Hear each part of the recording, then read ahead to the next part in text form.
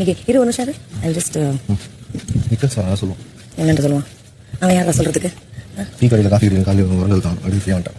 என்னண்டு டீ கடையில் காஃபி கடையில் உரங்கள் தான் நான் இங்கே தான் இருக்கேன் வெளி வேலை இருக்குன்னு வந்துட்டேன். வெல்கம் இயர் நிக்கல்ஸ் இருக்கான். அவன் முன்னாடி தான் பண்ணலாம். ஓகே ஓகே நல்லா ஒர்க் அவுட் பண்ணுங்க sir. Thank you sir. Thank you so much sir. நல்லா இருக்கு. நான் மனதார வேண்டிக்கிறேன் ஆண்டவா, இவ்வளவு நல்லா இருக்கணும். எப்படி இவங்களால இவ்வளோ செல்ஃபிஷா இருக்க முடியுது அப்படின்னு எனக்கு சத்தியமா தெரியல.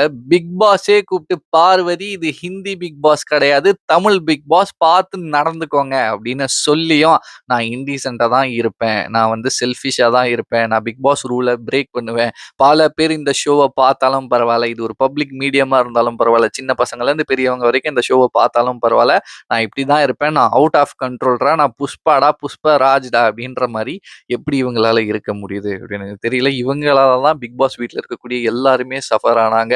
முட்டை கிடையாது, பால் கிடையாது, டீ கிடையாது, காஃபி கிடையாது அப்படின்னு இருந்தோம்.